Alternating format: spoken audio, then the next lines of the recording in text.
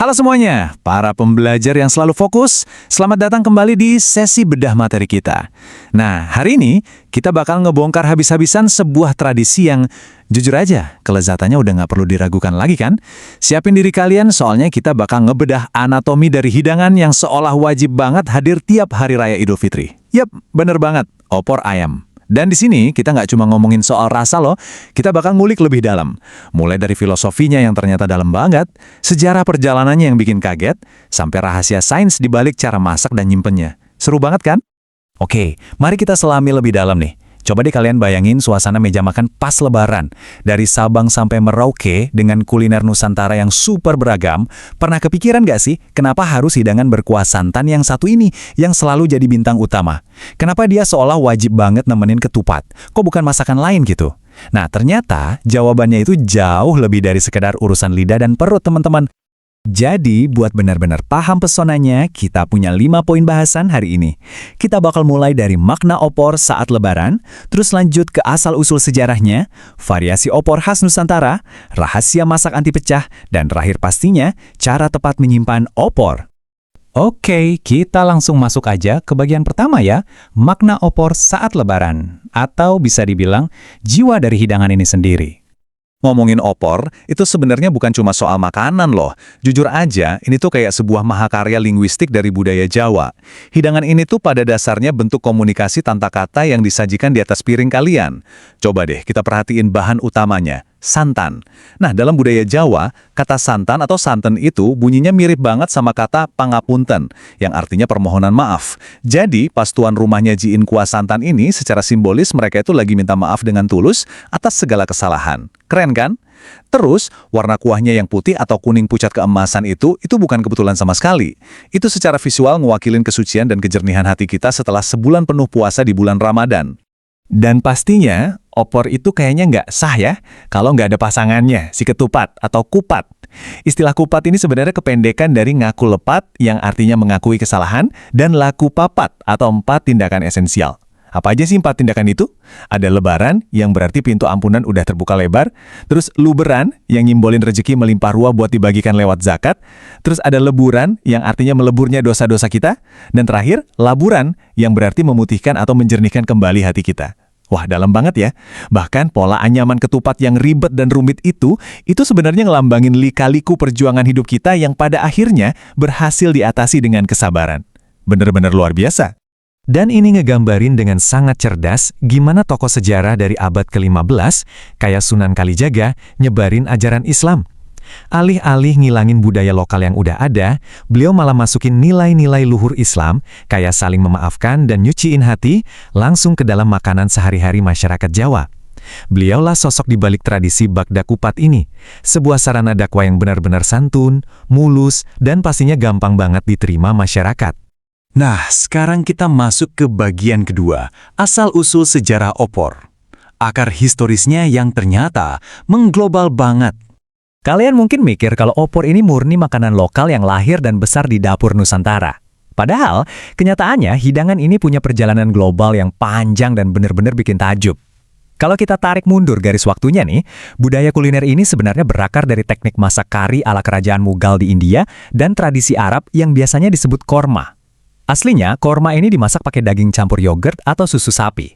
Tapi waktu pedagang Islam bawa resep ini ke daerah pesisir kayak Sumatera, Selat Malaka, sampai ke Jawa di sekitar abad ke-15 dan 16, masyarakat lokal kita ini cerdas banget.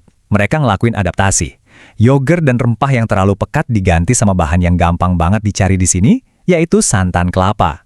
Hasilnya, kuah yang lebih encer dan ringan. Terus berjalannya waktu, terjadilah fusi budaya yang keren. Pengaruh India ngasih kunyit yang bikin opor jadi kuning, sementara budaya Tionghoa lewat tradisi lontong cap gome bantu nahan eksistensi opor yang warnanya putih. Gila ya, satu mangkuk opor aja nyimpen sejarah sebanyak itu.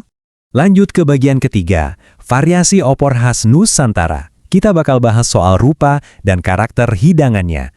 Waktu opor menyebar ke seluruh penjuru Indonesia, dia nggak cuma mentok di satu resep aja. Tiap daerah nyambut hidangan ini dan ngasih sentuhan khas mereka masing-masing. Nah, yang benar-benar menarik dari variasi ini adalah gimana 3 daerah berbeda bisa ngasilin karakter opor yang beda jauh. Opor Jawa itu super ramah di lidah, rasanya lembut, gurih, dan agak manis. Makanya ini pas banget buat dinikmatin semua umur, terutama anak-anak. Tapi kalau kita geser ke Padang, wah, opor Padang tampil jauh lebih berani. Kuahnya pekat, gelap, dan rempahnya nendang banget. Udah hampir mirip rendang, tapi versi sedikit lebih encer. Ini sih surga buat kalian pecinta pedas. Nah, beda lagi sama opor Betawi. Dia kayak ngambil jalan tengah gitu. Kuahnya ringan, encer, seger, dan biasanya ada irisan cabai merah utuh buat ngasih sensasi pedas yang alami dan fresh. Pastinya, untuk bikin variasi opor yang mana aja, milih bahan utamanya itu krusial banget. Ayam kampung udah pasti jadi pilihan nomor 1, soalnya kaldu alaminya itu loh, gurih banget. Walaupun ya, emang butuh waktu ekstra biar dagingnya empuk. Tapi santai aja, kalau kalian tim praktis, ayam broiler juga bisa banget diandalin. Tips simpelnya nih, rebus ayam broilernya sebentar aja sebelum dimasak bareng bumbu. Ini ampuh banget buat ngebuang lemak berlebih dan bau-bau yang kurang sedap. Sekarang kita masuk ke bagian keempat, rahasia masak anti pecah. Yuk kita bahas sains di dalam dapur. Oke, kita beralih sebentar ke mode laboratorium dapur. Kita bakal ngebahas mimpi buruk terbesar tiap orang yang masak pas lebaran. Panci berisi santan yang pecah. Bikin panik kan? Secara ilmiah, fenomena santan pecah ini terjadi waktu ikatan emulsi yang halus banget antara molekul lemak dan air di dalam santan itu rusak dan berpisah. Terus, apa sih biang keladinya? Biasanya ini gara-gara dipanasin pakai suhu yang terlalu agresif. Atau bisa juga karena fluktuasi suhu yang tiba-tiba drastis. Nah, kalau emulsi ini udah rusak, habislah sudah. Tekstur kuah yang tadinya creamy dan ngikat bumbu bakalan hilang seketika, dan jujur aja, ini bisa ngerusak keseluruhan hidangan kita. Tapi, jangan panik dulu. Sains juga ngasih kita jalan keluarnya kok, dan ini dijamin anti gagal. Kuncinya itu murni ada di urutan masukin bahan sama kontrol suhu. Pertama, pastiin kalian selalu mulai dengan masak ayam di dalam santan encer dan pakai api kecil. Ingat ya, teknik slow cooking ini benar-benar krusial. Kedua, kalian harus ngaduk kuahnya pelan-pelan tapi konsisten. Ini bukan sekedar mitos orang tua zaman dulu loh, tapi ini tuh cara mekanis buat ngeratain panas supaya si lemak nggak misahin diri dari air. Dan langkah ketiga, ini yang paling absolut. Tuangin santan kentalnya pas di menit-menit akhir menjelang opornya mateng. Ini rahasia utama buat jaga teksturnya tetap stabil dan rasanya kaya. Ada satu catatan penting lagi nih buat kalian, pas di dapur. Hindarin masukin bahan asam kayak jeruk nipis atau tomat di awal proses masak. Soalnya tingkat keasaman itu bisa mempercepat rusaknya emulsi santan. Oh ya, buat kalian yang mungkin lagi khawatir sama tumbukan kolesterol pas lebaran, ada inovasi kuliner modern nih. Kalian bisa pakai alternatif kayak creamer tinggi serat. Selain rendah lemak dan nol kolesterol, dia punya keunggulan kimiawi yang oke banget. Emulsinya jauh lebih stabil dan gak gampang pecah walaupun kalian panasin berulang kali. Keren kan? Terakhir, kita masuk ke bagian kelima. Cara tepat menyimpan opor, alias sains dibalik penyimpanan makanan sisa. Oke, hidangan udah matang, perut udah kenyang. Nah, sekarang kita berhadapan sama realitas pasca lebaran. Makanan sisa yang masih numpuk. Hati-hati ya, kalau nggak ditangani dengan presisi yang tepat, opor ini gampang banget basi dan ujung-ujungnya malah kebuang. Yuk, kita bedah aturan nyimpennya. Pertama, hindarin banget pakai wadah logam karena bisa bereaksi sama bumbunya. Selalu gunakan wadah kaca atau plastik food grade yang kedap udara, bersih dan kering.